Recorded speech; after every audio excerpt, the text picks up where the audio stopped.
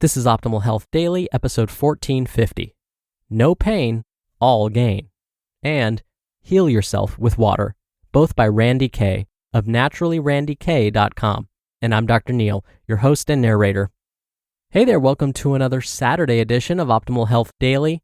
Remember, this is just one of a bunch of podcasts where we read to you from blogs for free so that you don't have to read them yourself, except on Fridays. Like yesterday, that's where I usually answer your questions.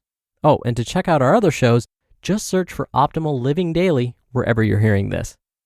Now today, I have 2 posts for you.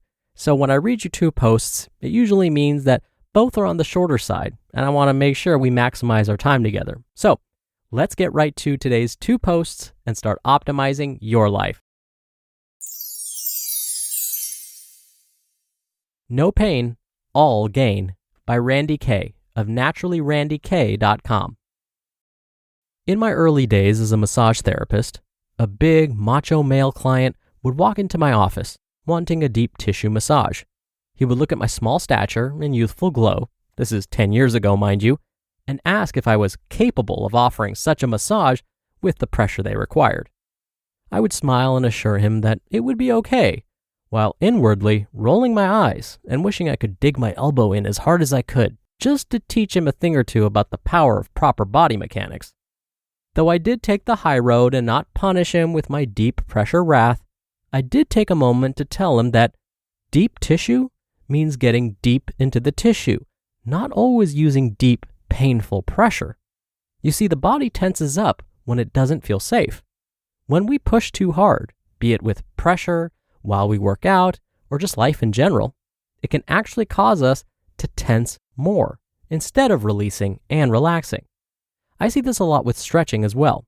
We want to rush and force ourselves into a certain stretch, but that force can signal a stress response and keep us from stretching further. Most of us are more flexible than we think. It's our approach that's the problem.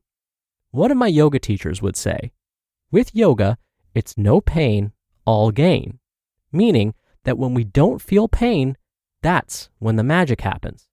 That's when it becomes therapeutic. And I have come to believe that 100%. When we feel actual pain, that's when injury can happen. And it's important in any activity or treatment to be present and recognize the good kind of discomfort versus the bad. In my bodywork sessions, I tell my clients that the pressure intensity should never go above a 7 on a scale from 1 to 10. Once you go above a 7, that's when other areas of the body tend to tense up and have a hard time receiving the therapy. Now let's say you don't ever get massages or spend time stretching, etc. How does this all apply to you? This same kind of tuning in can be used when exerting yourself in any way. Powering through shoulder pain when doing yard work, for example, seems like an okay idea for the short term, but before you know it, you've got some serious shoulder issues going on. Remember, if you don't listen to your body whisper, you will have to hear it scream. There are always exceptions and times we gotta feel some pain, but the point is, that way of life needs to become the exception, not the norm. Now, whatever happened to our well-intentioned macho man client? The interesting thing is that he actually couldn't handle deep pressure at all. He would ask for deeper pressure through clenched teeth, but his body was so wound up that he automatically resisted any intervention, poor guy. But through easing up and working with the tension instead of against it, progress was made. As with all things self-care, tune in. Get to know your therapeutic stopping points. When we aren't in constant pain, we have so much more to gain. Now, I have another article in just a second, but first, as a listener of this show, you're here to take charge of your health and wellness. We all want to do the right things for our bodies to have more energy, better sleep, a healthy immune system, you name it. Well, Inside Tracker was founded in 2009 by leading scientists in aging, genetics, and biometrics from MIT, Tufts, and Harvard to help you do just that. Inside Tracker analyzes your body's data with their patented algorithm, and that helps provide you with science-backed recommendations for positive diet and lifestyle changes. It's the only human performance system that integrates real-time physiomarker data from your fitness tracker with your biomarker data. Let Inside Tracker tell you what you need to do and why.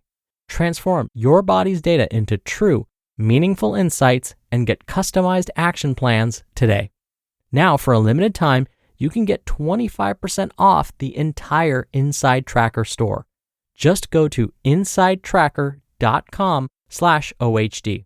That's insidetracker.com/OHD for 25% off the entire Inside Tracker store. And I have that linked in this episode's description. Heal Yourself with Water by Randi Kay of naturallyrandikay.com. Water, a magical elixir that creates and sustains life. It's where we all began. Civilizations were built around it. Wars were fought over it. It can be used to soothe. It can be used for destruction. And though its purposes are varied and vast, I would like to expound upon the fact that it's one of the most healing substances in existence. Water is not just for drinking. In fact, hydrotherapy is a thing, and there is a whole world of therapies that simply involve water. Living in Fargo, we are constantly seeking out ways to make winter more enjoyable. Scandinavians have it down. And so inspired by them, my friends built, I did help a little, a Finnish mobile sauna. Its name is Log the Sauna, and it's adorable. When I enjoy the sauna, it reminds me of all of the ways we can use the magical healing powers of water. When it comes to saunas, did you know that there are over 5 million inhabitants of Finland and over 3 million saunas? They take their sauna-ing very seriously, and for good reason. Saunas have shown to promote deep relaxation, help with muscle and joint pain, opens up pores in the skin, increases blood flow, and may help alleviate conditions like rheumatoid arthritis. In the same vein, steam rooms are also great. They use wet heat instead of dry heat. And they have similar health benefits as saunas, but they are better for congestion and asthma. When I lived in Utah, I was lucky enough to live by some natural hot springs. If you happen to live in Utah or are traveling near some hot springs, I highly suggest chilling in those. They not only feel great, but the natural minerals are great for your skin and possibly for your circulation and all sorts of other things. Just do your research to make sure they are healthy hot springs and not some gnarly ones. Alternating hot and cold water is also an interesting form of therapy. This can be done with different compresses, going from a hot bath to a cold bath, changing the temperature of water while in the shower, or my favorite, rolling in the snow and then jumping in a hot tub.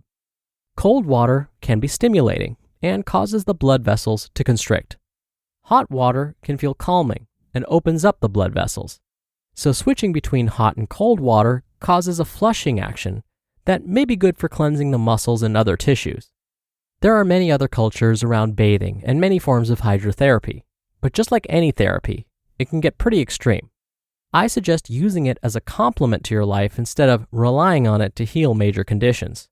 But simple and enjoyable uses of hydrotherapy are easy to find. Incorporating them into your daily life can really improve your quality of life. It could be taking a warm bath or finding a sauna or steam room in your area. And of course, stay hydrated. Don't get me going on that. Just be sure to drink water. But I'll save my tangent on that for a future post. You just listened to the posts titled, No Pain, All Gain, and Heal Yourself with Water, both by Randi Kay of naturallyrandikay.com. Dr. Neal here for my commentary. I want to talk about the no pain, all gain idea some more. You've probably heard countless times about the importance of, say, stretching. But let's face it, stretching is super uncomfortable.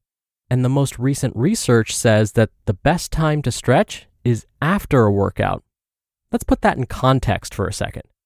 This means that after already making ourselves uncomfortable for the last 20, 30, 45, or 60 minutes during our workout, we now have to force ourselves to continue that discomfort by stretching? Look, it was hard enough to find motivation to exercise in the first place. Now you expect me to spend another 10 or 15 minutes stretching and making myself feel even more uncomfortable? I just want to be done already. Does that sound familiar? Look, I get it.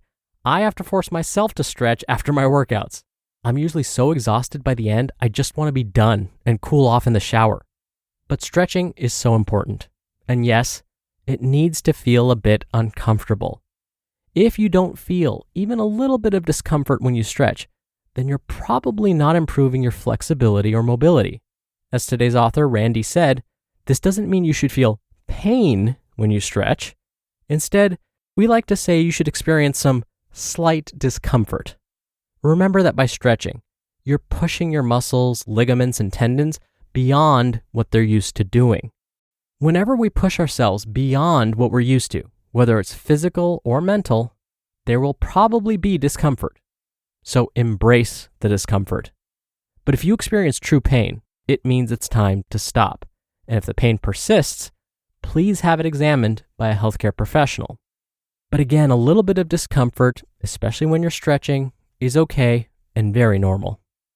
All right, that's it for today. Thank you so much for listening. Thank you for being a subscriber of the show. Thank you for sharing this show with someone. I hope you have a great rest of your Saturday, and I'll see you back here tomorrow where your optimal life awaits.